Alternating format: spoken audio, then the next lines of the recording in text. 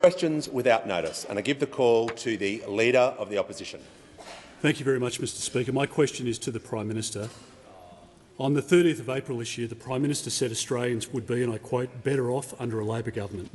The budget confirms that a typical family will be $2,000 worse off by Christmas, with inflation, the tax burden, power prices and unemployment all forecast to go up under your budget. Can the Prime Minister explain how a $2,000 hit to family budgets makes Australians better off? Give the call to the Prime Minister. Well, of course, I reject the premise of the question, in which the Leader of the Opposition has simply made up figures. But what he said in April was this. The member for Hume will cease interjecting. On the 5th of April, the Leader of the Opposition said, and also the headwinds. I mean, inflation is very high in the United States, and we have to be, again, realistic about what's happening economically over the coming years. On the 3rd of May, he went on to say, nobody wants to see interest rates go up, but it's a reality of a world where there's inflation. I think Australians understand that. There's a lot of pressure, upward pressure on interest rates at the moment. The Shadow Treasurer said, we're facing circumstances in what's happening in the Ukraine and Russia that were not expected and very hard to predict. These pressures are driven by extenuating circumstances. So I had a lot to say about the difficulties that Australia is facing due to the global impact, which is a global inflationary pressure that is seeing central banks around the world with the fastest and most consistent tightening of monetary policy that we have seen in many decades. What last night's responsible budget handed down by the Treasurer did was to have fiscal policy work in partnership with monetary policy rather than against it, because we make no apologies for the fact that we have brought in responsible measures, including responsible measures on cost of living, cheaper childcare, and those opposite aren't quite sure of whether they're against that or for that. They never did it. Cheaper medicine, that they never did either. Cheaper medicine, the first cut to the pharmaceutical benefit scheme in 75 years since the Labor government introduced it. Expanding paid parental leave to 6 months, making more affordable housing, working with the private sector, working with state and territory governments to deliver more affordable housing. And importantly, getting wages moving again.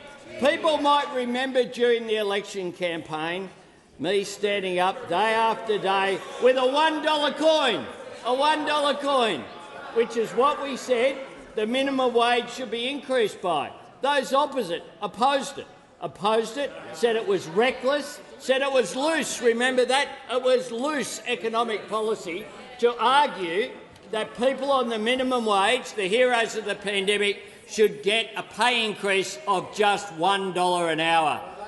The Australian people judged you in May for the hypocrites and hopeless economic managers that you are. And you've learnt nothing in the days, weeks and months since. Prime Minister's time has expired. I give the call to the member for Hawke. Thank you, Mr Speaker. My question is to the Treasurer.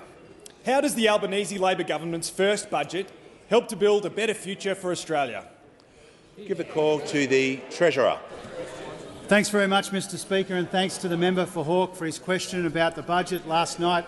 We're really proud of the budget that we handed down last night, the first budget of the Albanese Labor government.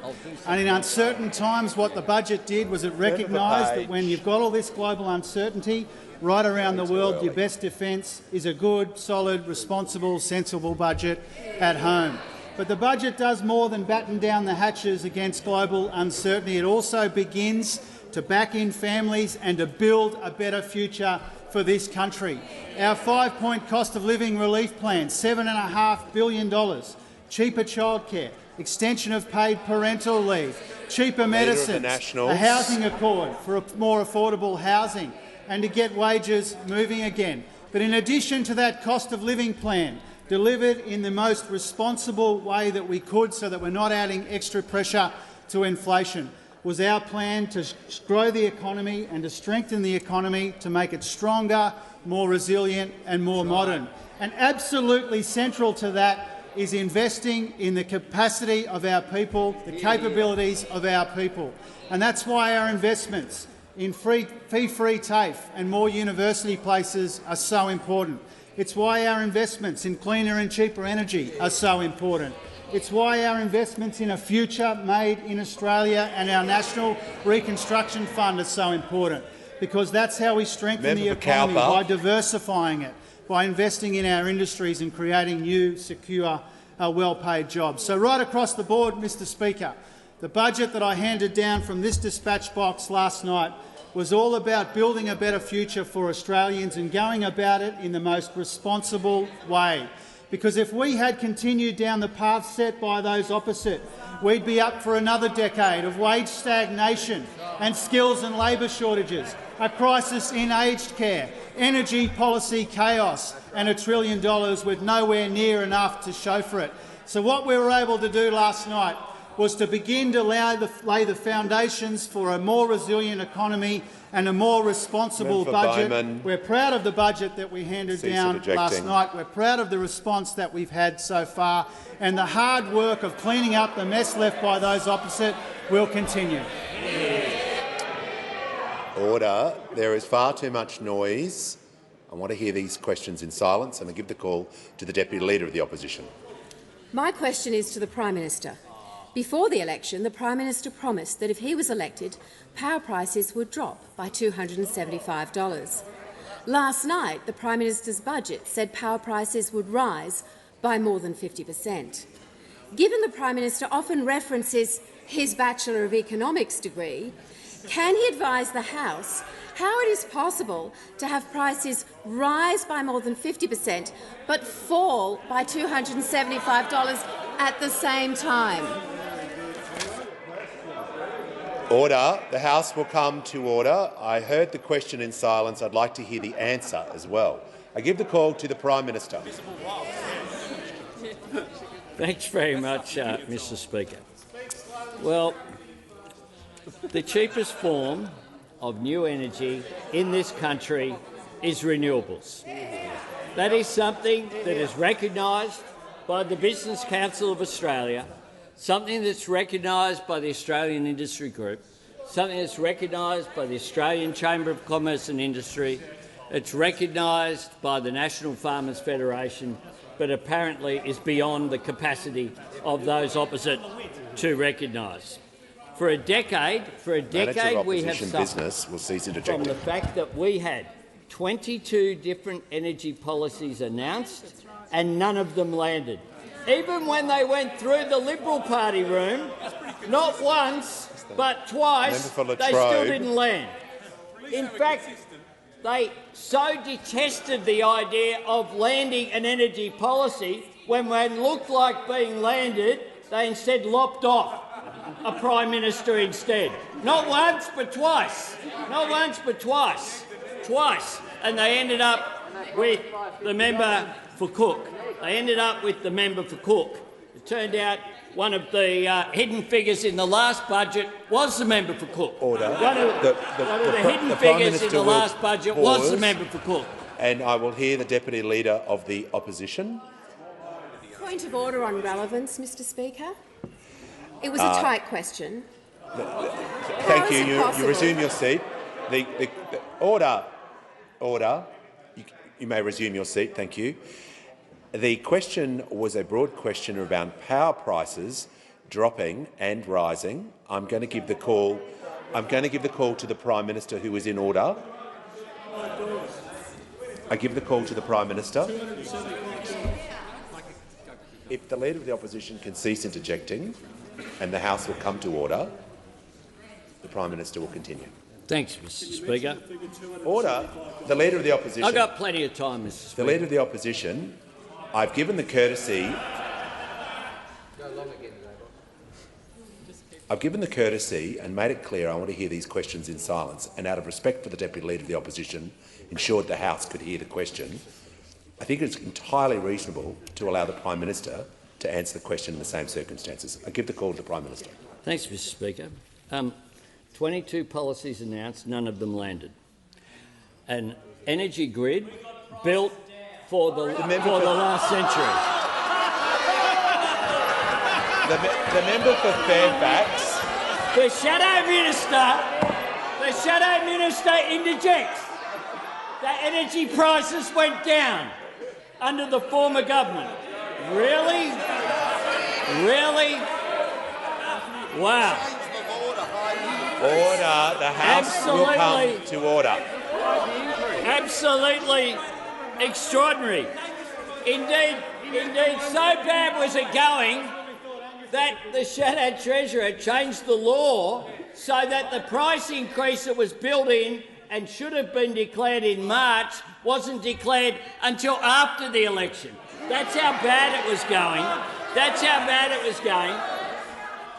But during their time in office, we saw 4 gigawatts of capacity leave the grid and 1 gig go in. Now, the old supply-demand that you do sort of talk about a bit in an economics degree, supply-demand. If you go 4 gigs out and 1 gig in, do you have more energy or less energy? The Prime Minister's more or less. time and do you think that has an impact? The Prime Minister's time has expired. I give the call that the Prime Minister's time has expired. Order.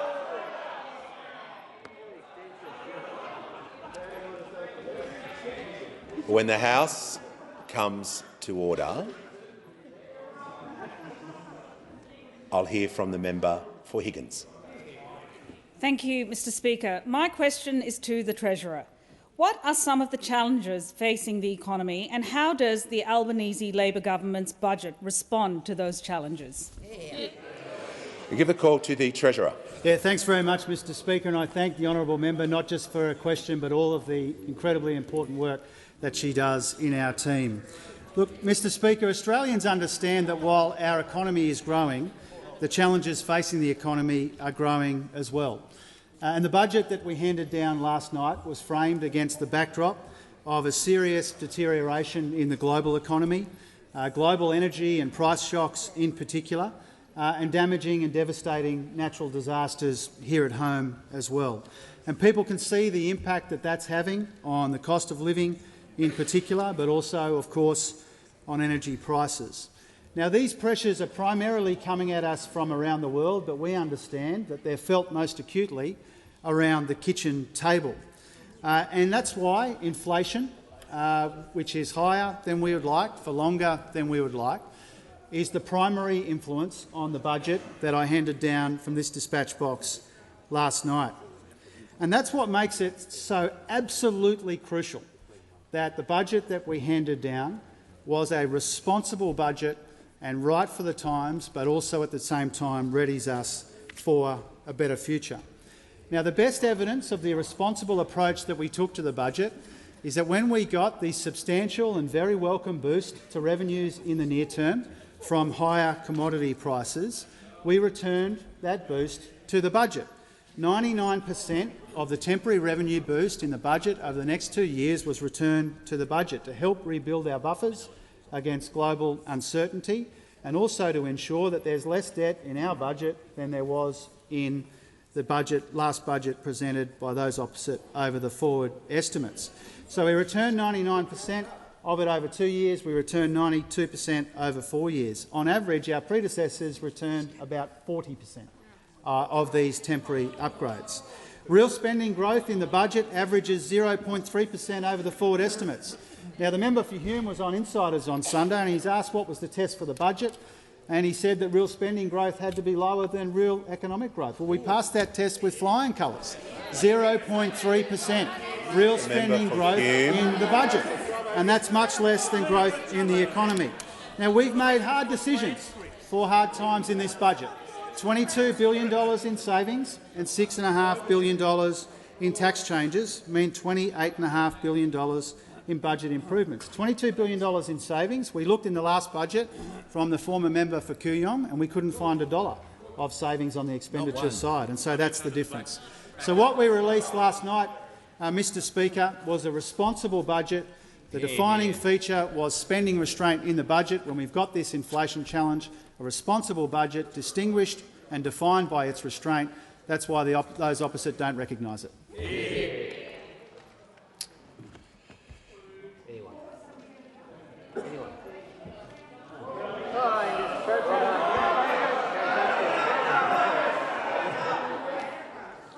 I'm looking in the end corner of the room.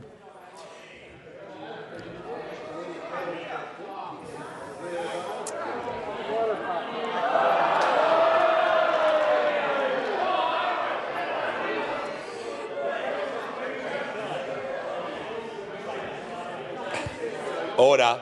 I give the call to the member for Warringah. Thank you, Mr Speaker. To the Prime Minister, will you commit to an urgent review of the petroleum resource rent tax to close loopholes and prevent multinational tax avoidance and deliver to the Australian people a fair share of the revenue from extracted Australian national resources? This could then fund the rapid electrification of households needed to reduce emissions and deliver up to $5,000 in much-needed cost-of-living savings per year per household.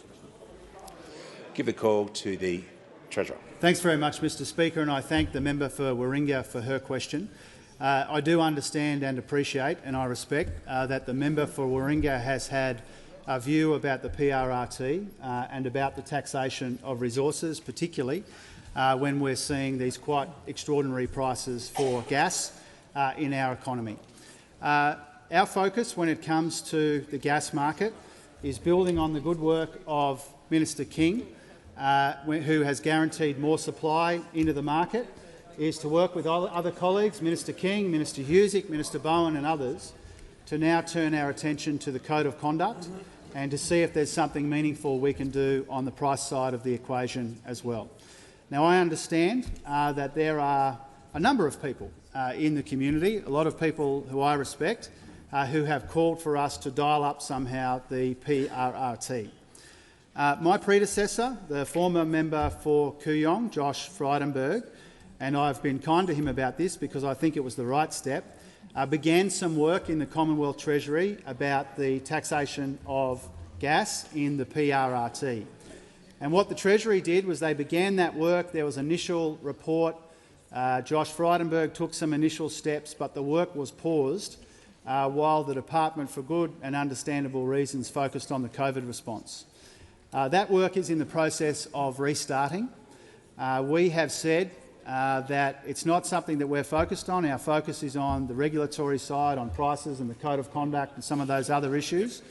But obviously, if and when the Treasury completes that work, I'll take their advice seriously. I give the call to the member for Canberra.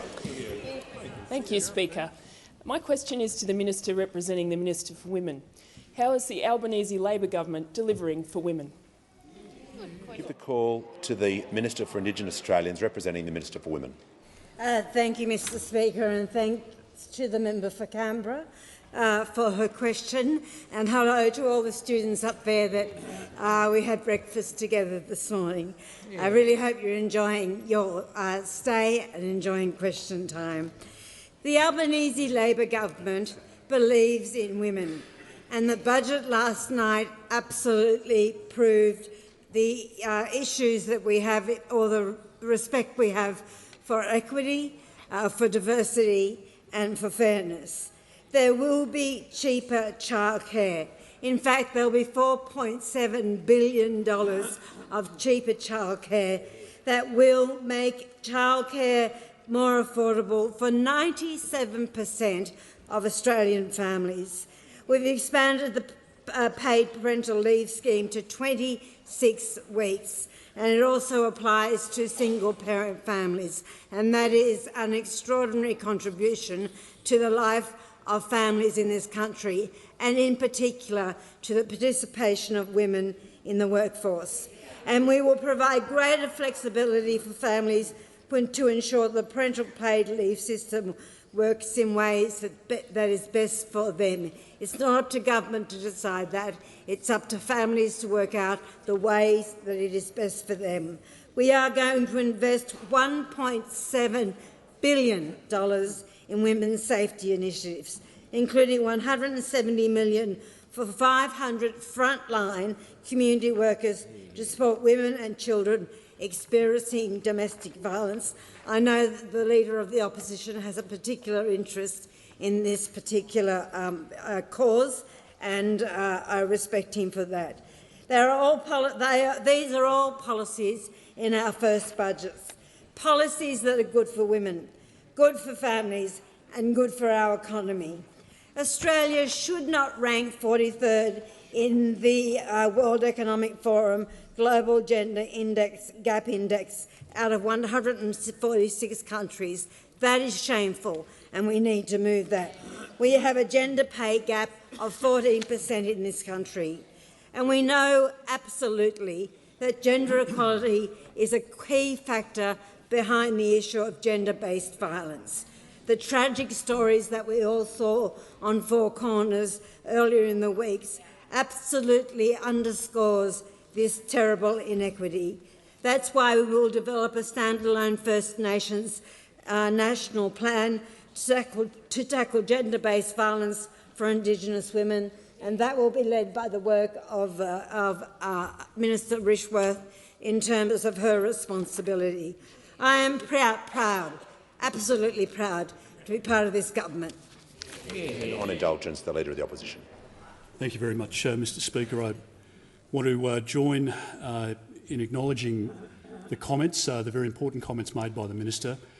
Firstly, in welcoming the students who are here today. A very important part of our process here is to welcome students and to involve them in the workings of the parliament. That's very important. But on the substantive issue that the Minister raised, there is a bipartisan position of support for all of these issues. There is no tolerance in our country whatsoever for violence or discrimination against women or on the basis of gender at all. And many of the programs, particularly over COVID, given the mental health impacts, the domestic violence surge that took place resulted in us putting additional funding in place, and many of those programs have been continued by the government in this budget, and we commend them for that.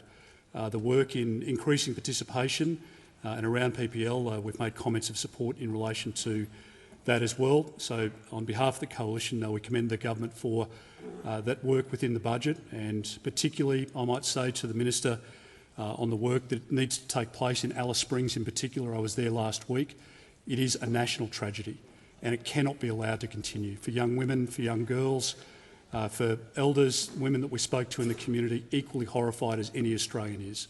And we absolutely stand shoulder to shoulder, and I've spoken with the Prime Minister about what we can do more to address this scourge in society.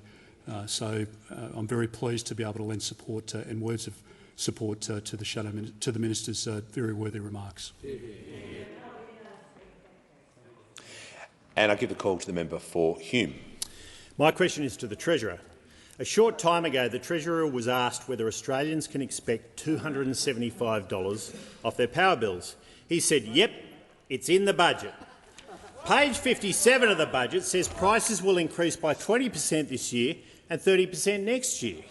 What page refers to a reduction of $275? I give the call. Order. The Shadow Treasurer was heard in silence. I wish to hear the Treasurer in silence. I give the call to the Treasurer. Yeah, thanks very much, Speaker. I'm pleased to get this question from the Shadow Treasurer, really for two reasons. First of all, is because it does give me the opportunity to explain to the House and to explain to the relevant journalist who asked me the question that I misheard the question at the National Press Club. And I say about that I was temporarily blinded by the vast influence, of Charles Croucher having inherited this remarkable position of power in this building from Laurie Oakes and Chris Uhlmann. And I say, as I said to Charles when I rang him straight after the press club, I rang Charles and I rang Laura Tingle and I said, I thought you were asking me a different question. I misheard it and I answered a different question. And so I say again to Charles, who's in the gallery, through you, Mr Speaker, I misheard his question, and I am genuinely grateful, for once, to the member for Hume for the opportunity to talk about this. Now, the other reason, Mr Speaker... The member for Hume will cease interjecting. The other reason, Mr Speaker, that I am genuinely delighted to get this question from the member for Hume on energy prices is because— the Treasurer will resume his seat. Order. The Treasurer is not halfway through his answer, but I will hear from the member for Petrie. Yeah, well, thanks, Mr Speaker. It's on relevance. A minute 17. How long is the preamble that he gets? Resume your seat. The Treasurer is referring directly to what he was asked about. That is not a point of order. I give the call to the Treasurer. Thanks very much, Mr Speaker, and I reassure the member for Petrie that my answer is not going to be about the Shadows Treasurer's history of doctoring documents. My answer is going to be about energy prices. He asked me about energy prices. Groom will cease now, interjecting. I pay tribute to the Opposition Tactics Committee, who decided on today of all days that the matter of public importance today will be the Shadow Treasurer talking about energy prices. When I got given this by my office, I couldn't believe my eyes, Mr Speaker. The guy who's got his fingerprints all over this energy policy chaos that we've inherited, the guy who is more responsible than anyone else in this building for the fact that we've had this wasted decade which has given us energy policy chaos, has the nerve to ask us a question about energy prices. This is the guy that gave us the wasted decade of missed opportunities with electricity market chaos, and now that we've got this war in Ukraine, our energy markets are more vulnerable than they should be because of the rank incompetence of the Shadow Treasurer. Now, we've spoken in this place before, Mr Speaker, about the sense of humour that the Opposition Tactics Committee has in giving the Shadow Treasurer questions on energy prices. Before, when everybody jumped at the same time to ask a question and you didn't give a call to the Shadow Treasurer, the biggest sigh of relief came from over there, because he has got his fingerprints all over this energy policy crisis. He hid an energy price increase from the Australian people during the election, and they won't forget it. The member for Groom has been continually interjecting. He is warned. Give the call to the member for Moreton. Thank you, Speaker. My question is to the Minister for Health. How will the Albanese Labor government's first budget make medicines cheaper and impact on the lives of Australians? Give the call to the Minister for Health and Ageing. Well, thank you, Mr Speaker, and I thank my friend the member for Moreton for his question, because I know he appreciates that last night the Treasurer delivered a budget that invested $9.9 billion in new health and aged care measures to strengthen Medicare, to restore dignity to aged care, being led by my friend and colleague Minister Wells, to cut the cost of medicines, to rebuild the health and aged care workforce, and to strengthen First Nations health as well, beginning the long task of cleaning up the mess that was left to us by the Liberal Party, a job that every modern Labor government has had to do over the last 50 years in the area of health.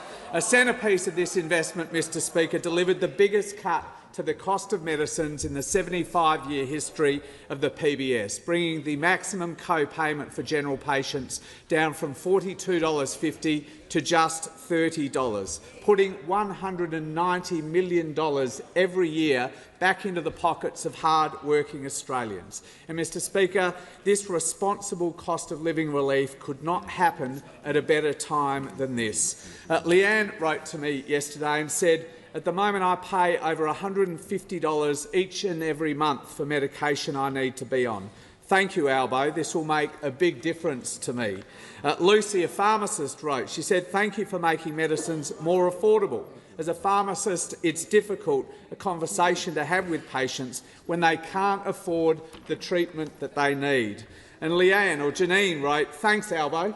My family spend a few $100s every month on scripts, and this will definitely make a difference." Mr Speaker, Mr Speaker, this relief builds on a range of other measures introduced in our short 5 months in government to cut the cost of medicines and to list new medicines on the PBS. Just a few months ago, in early July, the safety net threshold for pensioners and concession card holders was slashed by 25%, meaning across the year those millions of Australians know that they'll pay no more than $4.70 every week for all of their medicines needs. Last month, the price of more than 2,000 individual medicines was cut, putting another $130 million back in the pockets of hard-working Australians. And, Mr Speaker, as all members know, today this House again reaffirmed our promise to extend cheaper medicines to more self-funded retirees. Our legislation to extend the Seniors Health Card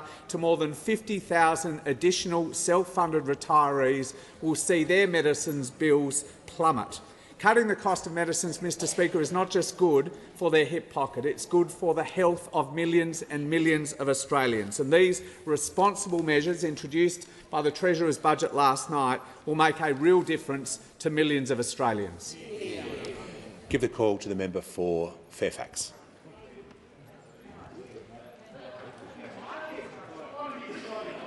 Thank Members you, on my right, Mr Speaker, and my question goes to the Treasurer, and it follows his response to the former question, where he explained his proclivity for mishearing questions. My question is, has the Treasurer and has the Prime Minister also misheard questions to which they responded with a promise of a reduction of household power bills by $275, where they made that commitment no less than 97 times? Order. Time has expired.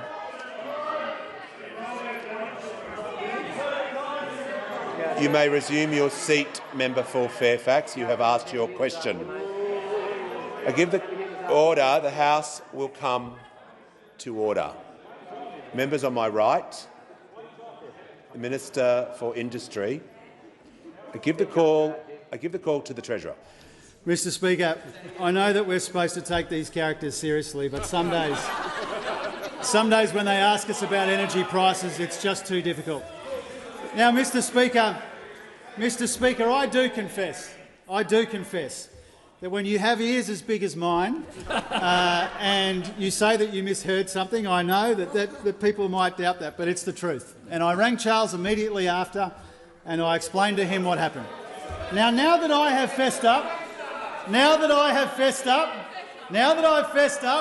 to mishearing a question at the National Press Club, it's time for you to fess up in your role in energy policy chaos. The Treasurer will just pause. I'm going to hear the Leader of the Opposition. We're barely into the question, but I'll hear his point of order. Mr Speaker, it's on relevance. Pensioners and families heard this government say on 97 occasions. You may resume your seat. The Leader of the Opposition cannot be heard. Order. Members on my right. The Leader of the House has the call. Thanks, Mr Speaker. 2 points. First of all, the question in which it was asked, almost anything could be in order in the way that question was asked. And secondly, I refer to your earlier rulings where points of order have been taken by the Leader of the Opposition where it was clearly intended to participate in debate rather than to take a point of order, and just refer to that earlier ruling. I thank the Leader of the House, and I want to make it clear points of order on relevance must be stated. It is not an opportunity to ask the question again, to ask additional information, to give statements. Both the manager, the deputy and the leader have extra responsibilities in that area. If it continues, the points of order will not be heard. I want to be very clear to the House. I give the call to the Treasurer. Thank you, Mr Speaker. There are three facts about what's going on in energy markets. First of all, renewable energy is cheaper energy. That remains the case. Second of all, there's a war in Europe which is causing havoc in energy markets and pushing up electricity prices. And thirdly, the energy policy chaos brought to us by the dregs of the former government over there have made things harder rather than easier for us to deal with it. Give the call to the member for Corwell. Mr Speaker, my question is to the Minister for Housing and Homelessness. What is the Albanese Labor government doing to address the supply of new housing in Australia to ensure more Australians have access to an affordable and secure home? Give the call to the Minister for Small Business, Minister for Housing and Minister for Homelessness. Thank you, Mr Speaker, and I want to thank the member for Cornwall for her important question. She, like many people in this place, know that far too many Australians don't have a safe, affordable place to call home, and that we all should be doing more. And that's what we saw in last night's budget from the Treasurer. The Albanese Labor government is committed to addressing the cost of living pressures by making housing more affordable. Last night's announcement of a once-in-a-generation housing accord, agreed by each tier of government, by investors and industry, is a national commitment to work together to address the systematic problems in the housing market. We know that by working together is the only way to get this done. We need all three tiers of government using the levers available to invest in more affordable housing right across the country. Indeed, our National Housing Accord is an aspiration from 2024 to deliver 1 million new homes in 5 years. 1 million new homes. Homes for more Australians to have a safe, affordable place to call home. It will deliver $350 million to 10,000 new affordable homes. And this will be matched by the states and territories for a further 10,000. So that's an additional 20,000 affordable homes, and that comes on top of our election commitments that we have already announced.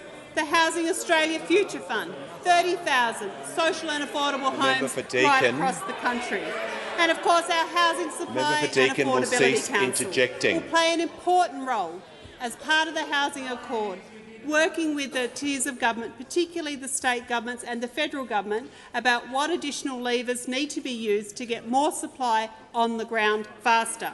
And indeed, the Accord will help drive private investment, including from superannuation funds, to get more homes on the ground sooner.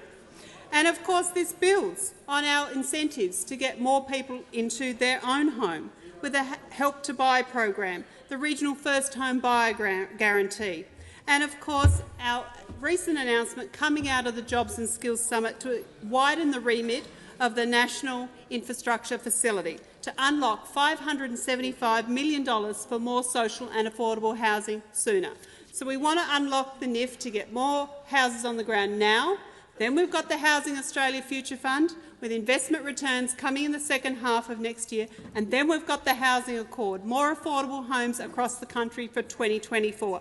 This is a systematic reform to housing in this country. It is showing leadership for the first time in a long time from a federal government. It is a once-in-a-generation opportunity to get this right, and we will work to get it right so that more Australians have a safe, affordable place to call home. Give the call to the Leader of the Nationals. Thank you, Mr Speaker. My question is to the Prime Minister. I refer to the government's budget decision to cut supply development funding to the Cooper and Ada Vale basins. By how many gigajoules will this reduce domestic gas supply, and will this increase domestic gas prices further beyond the 40% increase locked in the budget? Order. Members on my left will cease interjecting. Give a call to the Prime Minister. I thank very much the Leader of the National Party for his question, and I will make some comments and then refer to the Minister for Energy. The fact is that earlier on, what we had was a position put that somehow prices went down for energy during the former government's reign. That's what they said. That's what they said. So I was actually able to get the 2019 policy of those opposite that they took to the election. And it said a re-elected Morrison government will be targeting a 25% reduction in the average wholesale electricity price by the end of 2021, with new supply through our Underwriting New Generation initiative. That's what they said. That was the commitment that they made, and the member opposite, who's been given responsibility for this area, had interjected across, saying that indeed prices went down. The Prime Minister will pause, and I will hear from the Manager of Opposition Business. Well, Mr Speaker, previously you've said that a minister or a Prime Minister can have a preamble. He's had his preamble on something that's not relevant to the question, which is quite specific. Resume your seat. Just remind the manager, if he's rising on a point of order, as I said about 5.5 minutes ago, you must state the point of order, not just start rambling. Can I give the call to the Prime Minister? Order. I'll give the call to the Prime Minister, who was answering the question. Thanks very much, Mr Speaker. Well, at May 2019, the average wholesale price was $84.25. In May 2022, it was $286.18. So an increase higher of $201.93. So instead of their commitment that they went to the election on during the last term of a 25% reduction, it was a 240% increase. A 240% increase on their watch. And when you go into the detail, about supply, you get to underwriting investment in new reliable power generation to improve competition, including Battery of the Nation. Battery of the Nation. Well, Battery of the Nation was signed off last week by myself and the Energy Minister. They had a policy that they said would decrease by 25%. It went up by 240%. The Prime Minister will return to the question. They said it would be driven by projects that they didn't deliver, that we are delivering in partnership with the Tasmanian Liberal government. And I invite the Minister for Energy and Climate Change. I better be quick, Mr Speaker, because the Prime Minister did such a comprehensive job. Because we are reprioritising the wasteful spending of those opposite, including the alleged fraudulent gas-led recovery that the member for Hume claimed existed. And we have abolished his UNGI program because it didn't deliver a megawatt, a gigawatt, a kilowatt or a watt. And left the Australian people saying, what was that about? Order. Members on my right will cease interjecting so I can hear the member for Jagga Jagga. Thank you, Speaker. My question is for the Minister for Social Services. How will the Albanese Labor government's budget deliver cost of living support for new parents? How will the policy change help Australian families? I give the call to the Minister for Social Services. Thank you, Speaker. Well, I'd like to thank the member for Jagga Jagga for her question, because she's long been an advocate of extending paid parental leave, and I am so pleased that the Albanese government is delivering the biggest expansion to paid parental leave since Labor introduced it in 2011. And by increasing the amount of the government paid leave to 6 months by 2026, we are providing responsible cost of living relief to more Australian families. Our investment supports both parents to take more paid time out of work to care for their children, taking pressure off household budgets. Not only will it help families to better balance work and care, but it will also support participation and productivity, providing an economic dividend to the Australian economy.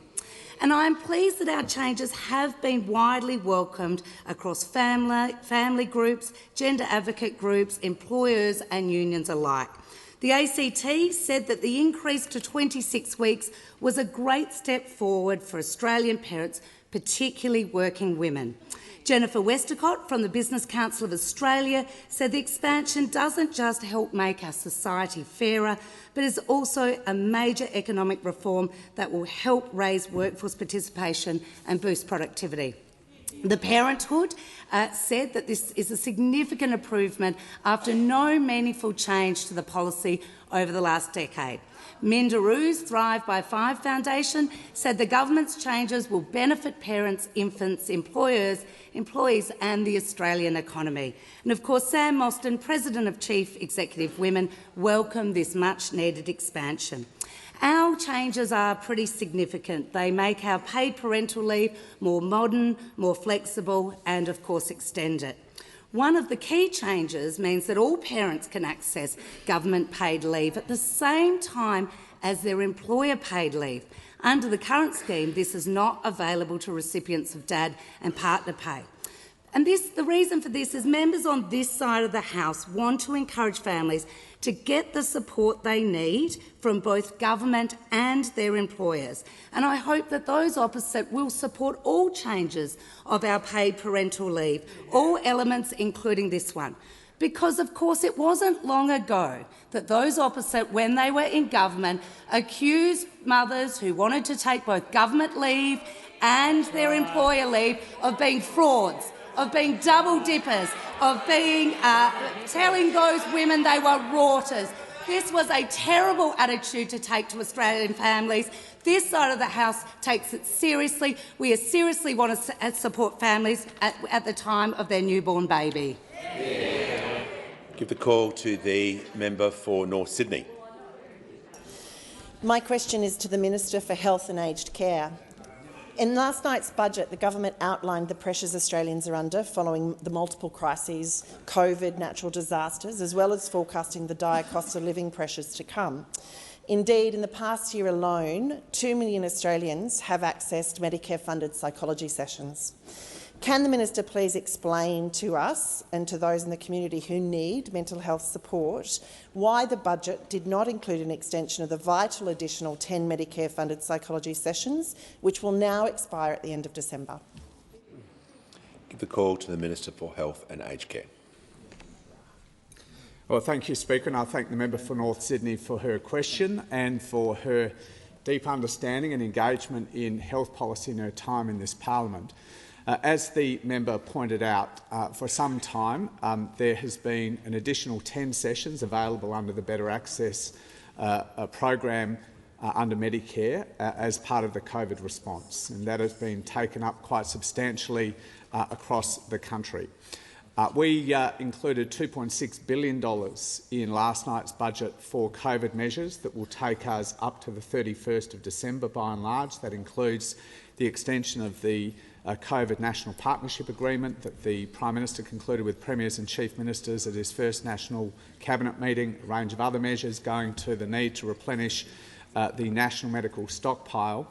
But a range of measures beyond the 31st of December are still being considered by the government, and arrangements for better access in 2023 are one of those measures about which we will have more to say in coming weeks. The government is considering that and a number of other COVID measures that currently expire on the 31st of December. Many of them were intended to expire on the 30th of June or 30th of September under arrangements put in place by the former government. But I'm very alive to the views of the APS, the Psychological Society, about this, about patients, about the current better access arrangements. We're looking at it very deeply in terms of what will be in place for 2023. More broadly, in relation to better access, can I say that there is, as I'm sure the member is aware, underway an evaluation that was commenced by the former government, as was appropriate. The last deep evaluation of the Better Access program hadn't taken place for more than 10 years. The final report on better access is not due until probably December, maybe a bit after that, and we'll have a look at longer-term arrangements in relation to better access in light of that very deep evaluation, which I know has had very strong support in the sector. But can I assure the member that in relation to the 10 additional sessions that were put in place as part of the COVID response, we are looking at that closely, along with a range of other COVID measures that currently expire on the 31st of December. GP respiratory clinics, a number of others are in that category, and we'll have more to say that about that in coming weeks. And I'd certainly welcome a further discussion with the member about her perspective on this. Give the call to the member for McNamara. Thank you, Mr Speaker. My question is to the Minister for Education. Why is Labor's plan for cheaper childcare so important? Give the call to the Minister for Education. Thanks, Mr Speaker. Can I thank my friend, the member for McNamara, for the question? The short answer is because the cost of childcare has gone up by 41% in the last 8 years. 41% under the Liberals and the Nationals. That's the truth. Childcare is expensive. Any mum or dad with a child in childcare knows that. And that makes it a massive roadblock for a lot of parents who are going back to work, who want to work more hours, work more days. For example, we know that when both parents are working, if they've got 2 or more children in childcare, one parent can lose between 80% and 100% of their take-home pay if they work a 4th or a 5th day, 80 or 100%. You think, well, why is it worth it? And not surprisingly, almost always, those parents are women. And that's why what we did in the budget last night is so important. It will cut the cost of childcare for more than 1 million Australian families, including almost 10,000 families, Mr Speaker, in your electorate, about 7,000 families in the opposition leader's electorate, about 6,000 families in the member for McNamara's electorate. In fact, on average, about 6,000 families in every single electorate represented in this chamber.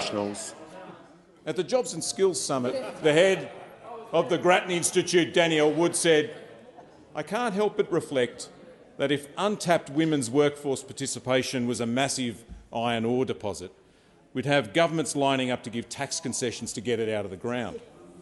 Well, Mr Speaker, this isn't a tax concession, but it's not welfare either. This is economic reform. It's going to help Australians, particularly Australian women, by giving them more choice, help them to be able to earn more, to retire with more. And for Australian businesses, that means more skilled workers back at work. According to Treasury, they estimate the equivalent of up to 37,000 more full-time workers in the first year alone. So it's good for children, it's good for parents, and it's good for our economy. It's why the Australian people voted for it in May. It's why we're delivering it in this budget. And not unsurprisingly, this mob opposed it for 2 years. And then yesterday at midday, they scurried in here and said they're going to vote for it, and then they proceeded to attack it again. Will cease interjecting. If they think it's such a bad idea, why are they voting for it? We know why. Not because they get it, not because they think it'll help children or parents or the economy. We know why they're voting for it, and they're all sitting up there. I now give the call to the member for Groom. Thank you, Speaker. My question is to the Prime Minister. I refer him to the over 50% increase to electricity prices in his first budget. I refer also to his $100 billion plan to roll out the energy transmission network with 28,000 kilometres and wires and poles snaking their way around the country. Will this expansion of the energy transmission network further increase electricity prices for Australian families and businesses? I give the call to the Prime Minister. Thanks very much, Tharick. Thanks very much for Mr Speaker. I'll be seeing the New South Wales Premier later this week, and I'll convey these coalition colleagues' views about renewables and about fixing transmission, because we're working with state and territory governments to fix the mess that was created by those opposite with all of their years of inaction. And here is what a fellow colleague of those opposite had to say about this, about Marinus Link, which is about transmission, which is what you're asking about. This will renew our economy as a renewable economy. It will put downward pressure on electricity prices. Electricity prices will be lower with Marinus Link than without it. Marinus Link will help save money on people's power bills. It is a great day, a historic day.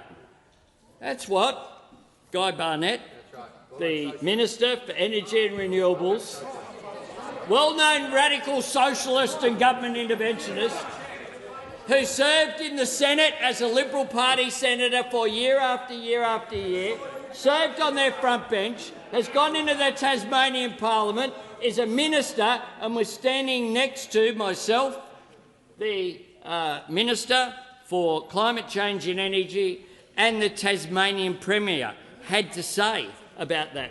But the Tasmanian Premier himself, Jeremy Rockliff, had to say this: renewable energy is absolutely 100% in Tasmania's DNA. Reliable, affordable and clean energy that will unlock billions of dollars of investment over the course of the next decade. Spoke about a renewable future. The New South Wales Premier. The issue here that New South Wales, Victoria, Queensland and South Australia are dealing with now has been the ideological war when it comes to climate change and energy policy in this country that has led to a lack of private sector investment. That's what Dominic Perrottet, the New South Wales Premier, had to say. But it's not just coalition members. There's a range of good quotes from Matt Keane, so I hope you give me another one. Kerry Schott, who the coalition government appointed as the energy to look after the regulator. Just have a think about the way electricity gets dispatched. The Leader of the Opposition says Malcolm did. I've got news for you, sunshine. He was a Liberal Prime Minister and you were in his cabinet. You were in his cabinet. If you had any guts, you would have resigned if that was your view. If you had any guts, you would have resigned and not served. And not served today. The Prime Minister's time has concluded. Order. The House will come to order. You let Scotty through. You let Scotty through by accident. Order. The House will come to order. The Leader of the Opposition will cease interjecting so I can hear the member for Cunningham. Thank you, Speaker. My question is to the Minister for Workplace Relations. What is the Albanese Labor government doing to help Australians deal with the cost of living by getting wages moving after a decade of stagnation? Give the call to the Minister for Employment, Workplace Relations and the Minister for the Arts. Thanks very much, Speaker. And I thank the member for Cunningham and acknowledge her commitment, in particular to closing the gender pay gap, which is part of getting wages moving in this country. If there was a statistic last night that really stuck out for me, and there are a lot of statistics floating around on budget night, it was this fact. Real wages are lower today than they were 10 years ago. Real wages are lower today than they were 10 years ago. That's the impact. That's the impact as a direct result of a government that deliberately wanted to keep wages low. And when you go through the occupations as to where to this day wage growth is still at its lowest. So wage growth already, you look at the inflation figure that's just come out and put that against the wage growth figure at the moment, the WPI, of 2.6%. But then look at even lower than that in particular occupations. And what do these occupations have in common? Retail trade, accommodation and food services, education and training, healthcare and social assistance. All of them low paid, all of them predominantly women. Every one of those. And that's the story of low wage growth in Australia. The Fair Work Act, when it was established, and these sections were not sought to be amended by those opposite, had always envisaged that there would be multi-employer bargaining.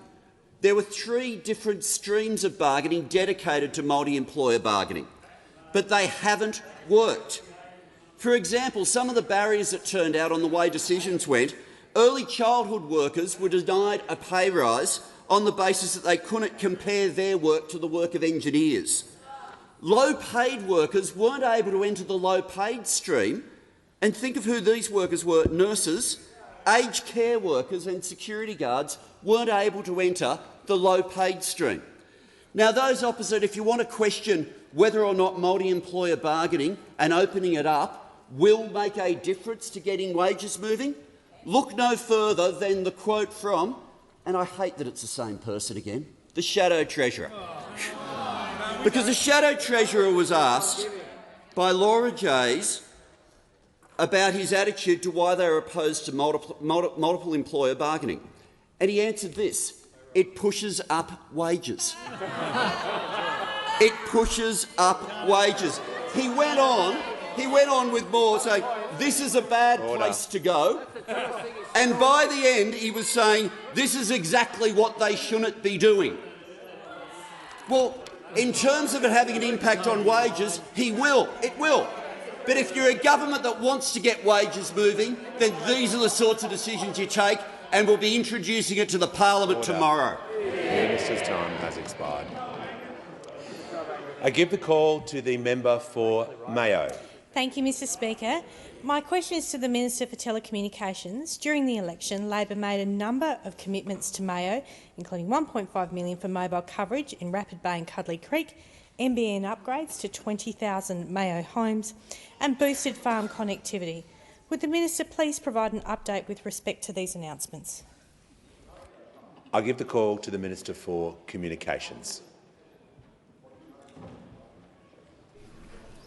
Thank you, Mr Speaker, and I thank the member for her question. I acknowledge her long-standing advocacy on the importance of communications right across the portfolio in her electorate. I can inform the member for Mayo that this government is delivering on all its election commitments in the communications space. That includes making sure that Australian families and businesses are better connected than ever. We have invested in this budget over $2.2 billion in regional communications, and that represents one of the most major funding boosts to regional comms since the National Broadband Network was announced. To the specific issues that the member raises, I can go through and itemise the Better Connectivity Plan for rural and regional Australia, which is an addition to the $480 million already committed to the upgrade of the fixed wireless network, which in turn improves satellite connectivity as well for those constituents of hers who may also be on the satellite network. We have committed $400 million to improve regional mobile coverage, but also harden communications networks against natural disasters. I know the member is very familiar with that. We have $200 million to run further rounds of the regional connectivity program, and that funds a broad range of place-based communications solutions. We do have $30 million to expand on-farm connectivity and drive productivity through machine-to-machine networks, which will be very keenly felt by farmers. We have $20 million for an independent audit of mobile coverage to see where the true black spots really are, so that evidence-based decisions can be made on that basis. And we also have $6 million to extend the Regional Tech Hub, which provides expert advice to regional customers on how to connect and stay connected. And of course, Mr Speaker, this is in addition to our announcement of $2.4 billion to upgrade full fibre access for 1.5 million additional premises right across Australia, and they include 660,000 premises in the regions.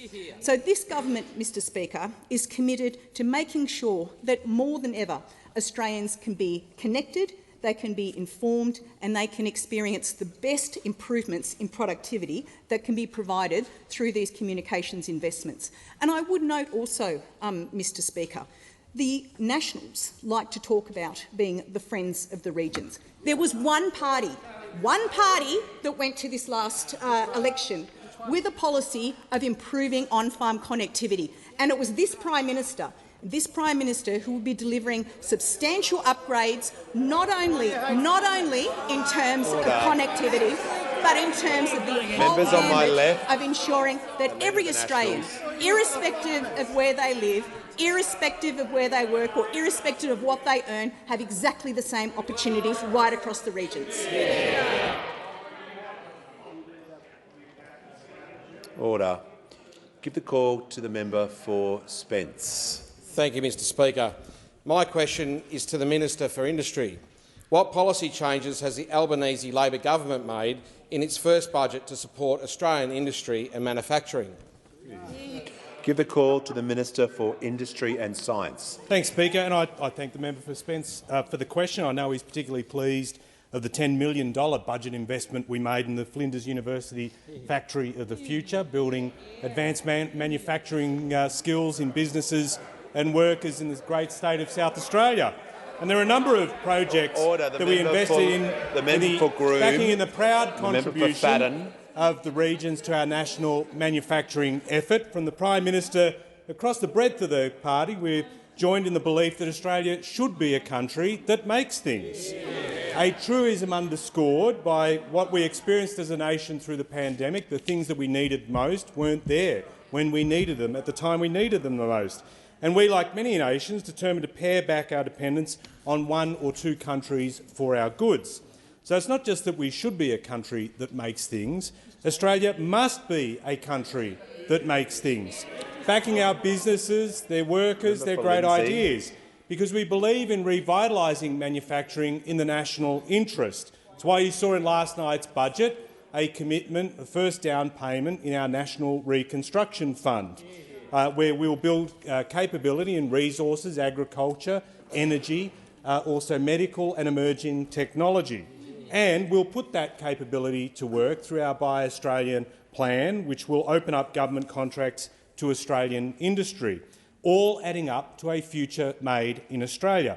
But, Mr Speaker, I couldn't help but notice last night the contrast in the delivery of the budget to what we've seen previously, because before we had a coalition treasurer stand at that dispatch box daring manufacturers to leave the country, and last night you had a Labor treasurer backing in the view that this is a place that we should do more onshore.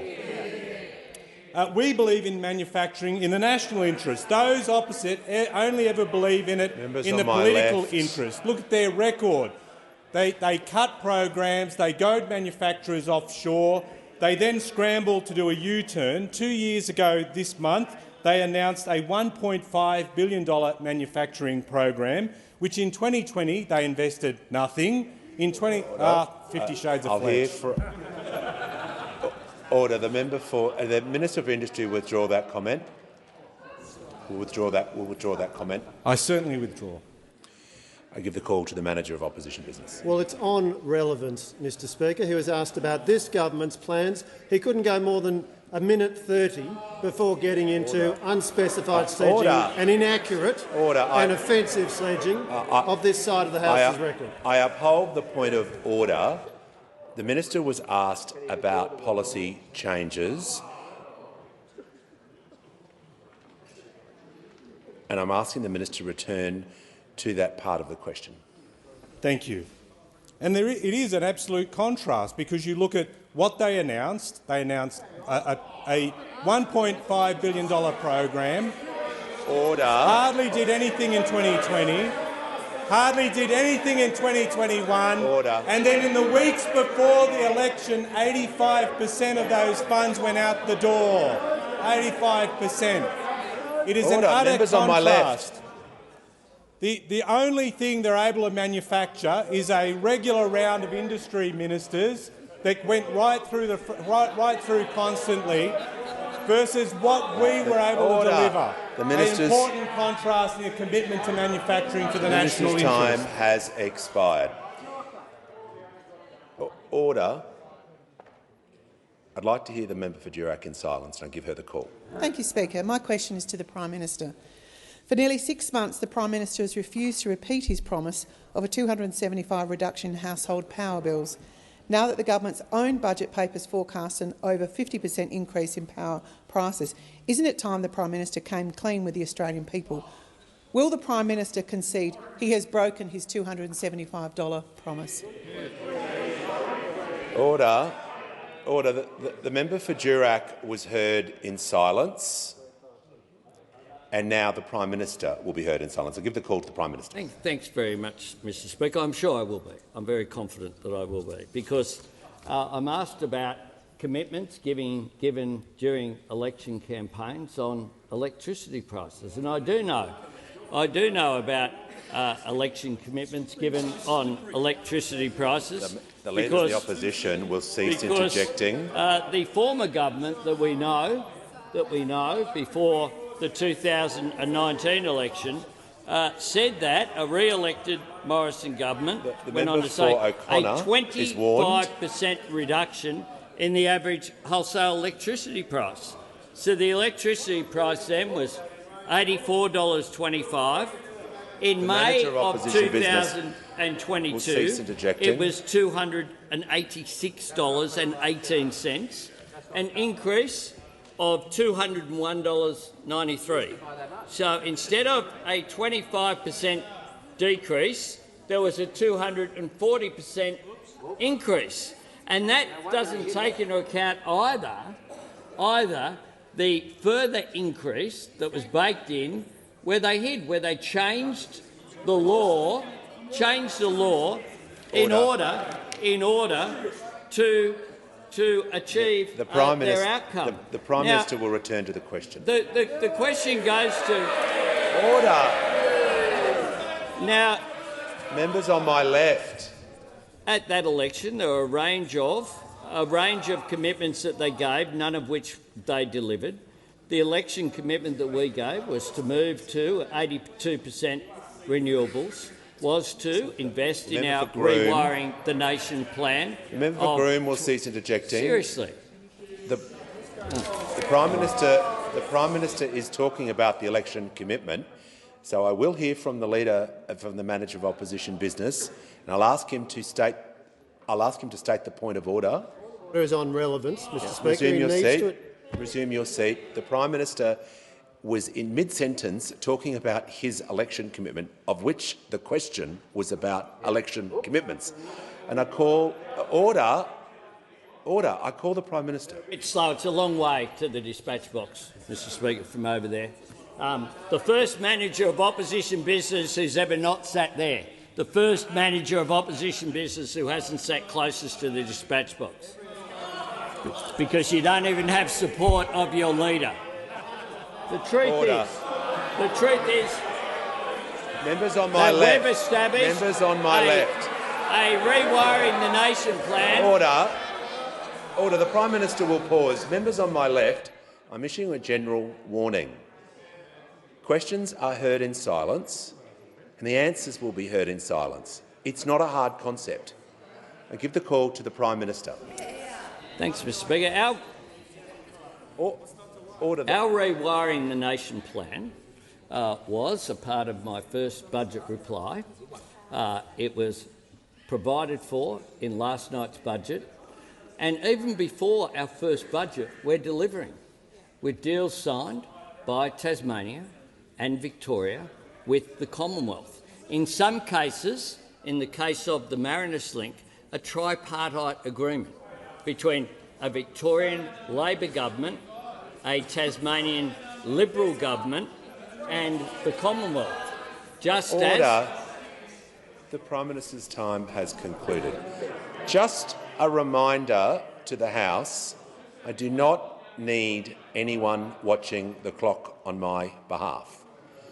Give the call to the member for order. Give the call to the member for Macquarie. Thank you, Speaker. My question's to the Prime Minister.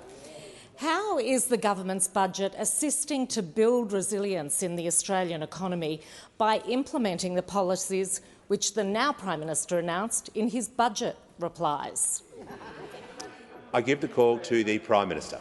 Thanks very much, Mr. Speaker. I thank the member for Macquarie for her question. And indeed, I was given the great honour of having 3 budget replies during the last term of Parliament. And every one of them I set out an alternative vision for the nation, an agenda which now we have implemented. Every single commitment that we made was in the budget last night. And the first one, of course, was for cheaper childcare, one that was opposed by those opposite, one that they said was reckless, including the cap on childcare rebates. They were opposed to it. They then made a little bit of a dance down towards it, but then ended up opposing it again. And now it's before the Parliament. It appears they're still opposing it. In that same plan, we put forward the Rewiring the Nation plan. Now, this wasn't a plan made up, to give credit where credit's due, by the Labor Party. It's a plan developed by the Australian Energy Market Operator based upon their Integrated Systems Plan. It's been on the website for years. People have known how to fix the energy grid and how to bring it into the 21st century. but those opposite, it was too hard for them. We put in our first budget reply. It was in the budget last night. And the second budget reply had in it the Building Australia Future Fund, which we're built on. We not only had the provision for the 30,000 places for social and affordable housing that we'll create over 5 years through the Building Australia Future Fund. We've built on that and worked with the private sector to have our housing accord that was in the budget last night as one of the key components. As part of that, we had as well the National Reconstruction Fund, not just assisting business to transform and to become more efficient, but the creation of new businesses that make things here in Australia. And of course, we had in the last budget reply at the centre of it aged care reform, something we are now delivering on in government and legislation that's already been passed through this parliament. So the test for the opposition leader tomorrow night is to move out of the mindless negativity which he's focused on. A mob who never knew how to do anything but oppose has returned to their spiritual home on the opposition benches. They're more comfortable there, Mr Speaker. They didn't know what their last leader was up to, so how could they know what Australians are up to? How could they know what the needs of Australians are? But the test tomorrow night is twofold. What is their alternative? And the second part of that test is, if they think it's a good idea, why didn't they do it during their almost decade in office? Why didn't they do it in the almost decade in office? That's the big test for the opposition leader tomorrow night, an appropriate title for someone who opposes everything, and I ask that further questions be placed on the notice paper.